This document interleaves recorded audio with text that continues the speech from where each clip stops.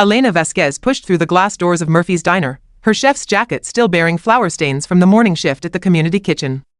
The neon sign buzzed overhead, casting harsh pink light across cracked vinyl booths and a checkerboard floor that had seen better decades. She needed coffee black, strong, and quiet. The afternoon crowd was thin, a few truckers hunched over pie, an elderly couple sharing a crossword, and 3 construction workers in hard hats crowded around the counter's far end. Their orange safety vests bore the logo of Kellerman Development, the company that had been buying up half the neighborhood. Elena slid onto a stool near the kitchen pass, away from the noise.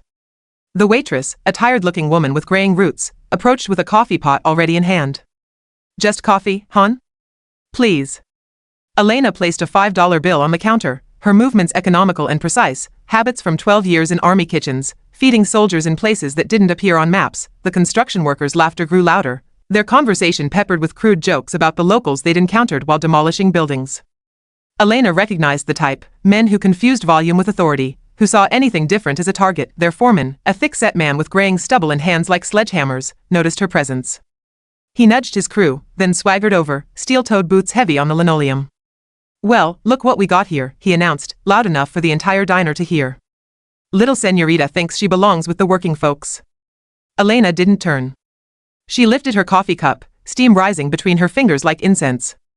The scar on her left hand, a souvenir from Fallujah, caught the fluorescent light.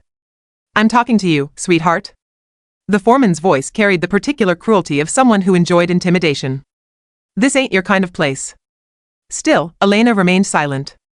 Her peripheral vision tracked his approach, measured the distance, calculated angles. Old training never fully faded. The man leaned closer, his breath reeking of cigarettes and stale beer from lunch. "What's the matter? No English?" The slap came fast, not to her face, but to her shoulder, hard enough to slosh coffee across the counter. The diner fell silent except for the hum of the ice machine and a distant radio playing country music. Elena set down her cup with the same careful precision she'd used to defuse improvised explosives. She turned on the stool, her dark eyes meeting his pale blue ones with perfect calm. "Bad choice," she said quietly, her left hand moved like lightning, catching his thick wrist as he reached for her again. 24 months of hand-to-hand combat training compressed into a single, fluid motion. She applied pressure to a nerve cluster she'd learned to find in complete darkness. The foreman's knees buckled. His face went white, then red, as he discovered that his considerable strength meant nothing when applied incorrectly. Elena held him for exactly 3 seconds, long enough to make her point, not long enough to cause permanent damage. When she released him, he stumbled backward into his crew, who had frozen mid-laugh. "Like I said," Elena repeated, standing and placing another 5 on the counter to cover the spilled coffee. "Bad choice." She walked out into the Denver sunshine, leaving behind a diner full of stunned faces and one very quiet construction crew. 3 days later, Elena discovered the graffiti on her apartment building's brick wall. "Terrorist go home," spray-painted in dripping red letters across her first-floor window. Her neighbor, Mrs. Chen, stood on the sidewalk with her arms crossed. "Happened around midnight," the elderly woman reported. "Saw a pickup truck, but couldn't make out the license plate." Elena photographed the damage with her phone, each image carefully framed to show the full extent of the vandalism. She documented worse things in worse places, but this felt more personal somehow. At the police station, Sergeant Dale Morrison barely looked up from his paperwork as Elena described the incident. His office walls were covered with commendations and photos of him glad-handing at various community events. "Probably just kids," he said, filling out a form with obvious reluctance. "You know how teenagers are these days." The paint was still wet at midnight, Elena pointed out. "And my neighbor saw a work truck." Morrison's pen paused. "Work truck? That could be anybody. Construction, plumbing, electrical." His tone suggested the conversation was over. Elena left the station knowing she was on her own. The community kitchen where Elena worked occupied a converted warehouse in the 5 Points neighborhood. Every morning, she and a team of volunteers prepared meals for families struggling to make ends meet. Many were veterans like herself, people who'd served their country only to find themselves fighting different battles at home. Her supervisor, Carlos Rivera, had lost his left leg to an IED outside Kandahar. He'd returned to find civilian employment scarce and his VA benefits tied up in bureaucratic knots. The kitchen had become his mission, his way of continuing to serve. "Morning, Sergeant," he called out as Elena tied on her apron. The old rank was a term of affection among the veterans who worked there. "Just Elena," she reminded him, "same as always." "Right. How's our industrial mixer doing?"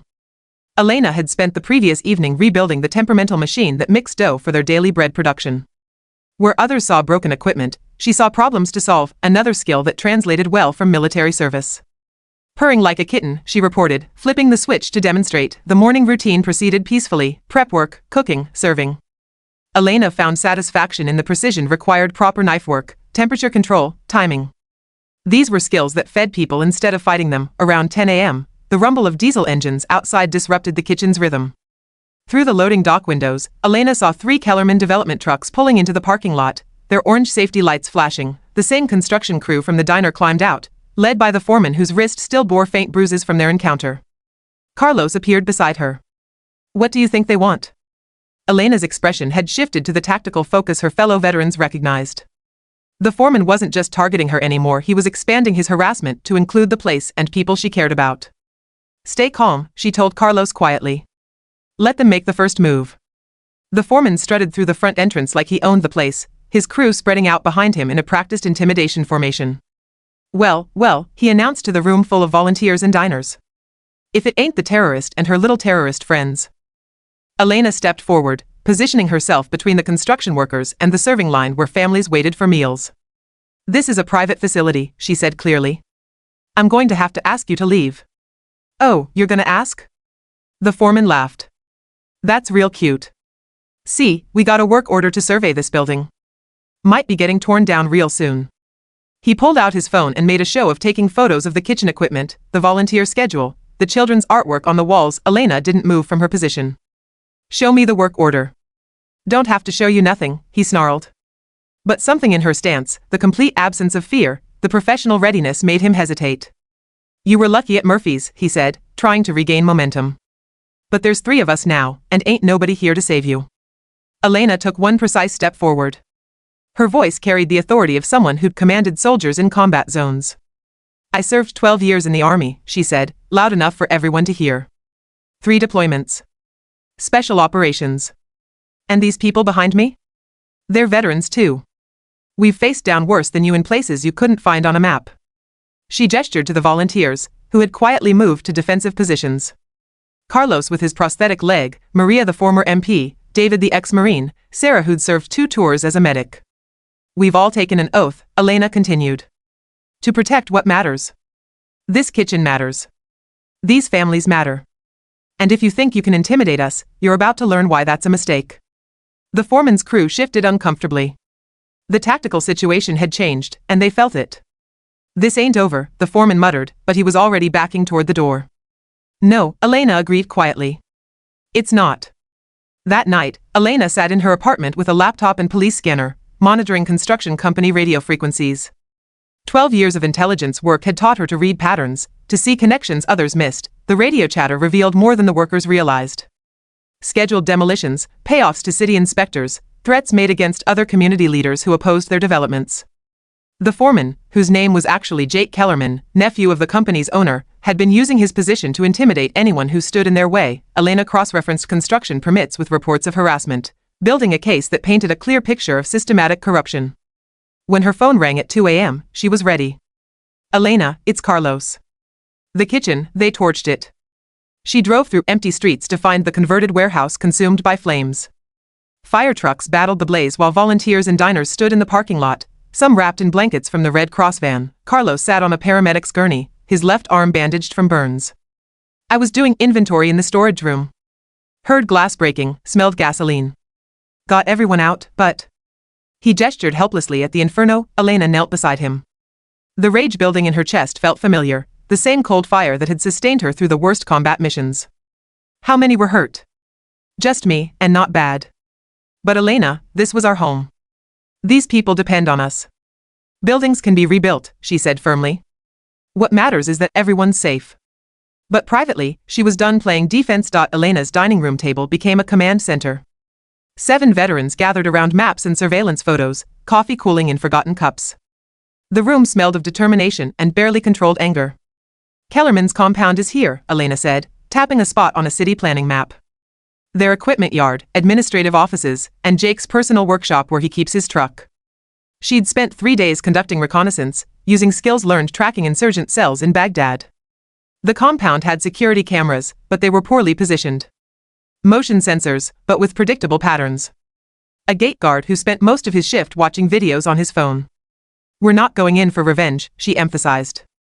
We're gathering evidence and applying pressure. Make them sloppy, force mistakes. Carlos leaned forward, his bandaged arm resting on the table edge. What do you need from us? Elena outlined the plan with military precision.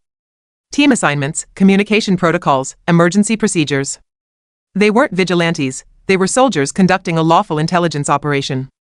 Remember, she concluded, we're the good guys. Act like it. At 4 a.m., the Kellerman compound lay shrouded in darkness. Elena's team moved like shadows between construction equipment, each veteran falling into familiar patterns of tactical movement. Maria disabled the security cameras with the skill of a former military police investigator. David and Carlos created diversions while Sarah documented evidence with professional thoroughness. Elena herself penetrated the main office, where Jake's computer contained files that would interest federal prosecutors, financial records showing systematic bribery. Communication logs detailing threats against community leaders. Insurance policies that suggested the kitchen fire wasn't random, it was part of a broader pattern of intimidation and destruction. When the police arrived, summoned by Elena's anonymous tip, they found more than enough evidence to justify arrests. Jake's truck still smelled of gasoline.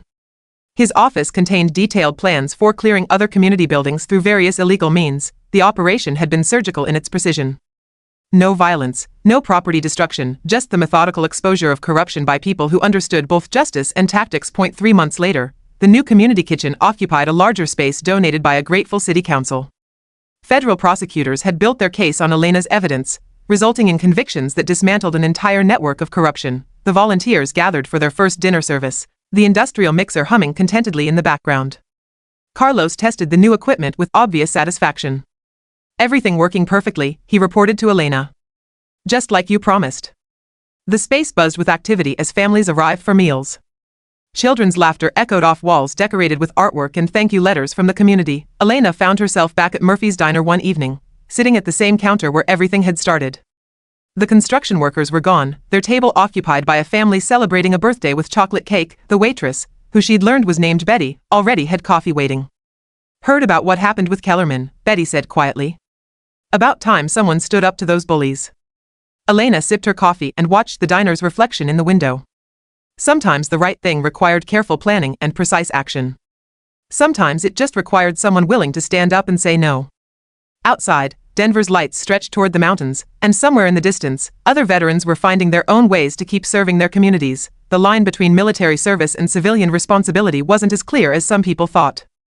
For Elena and her team, both were just different ways of protecting what mattered.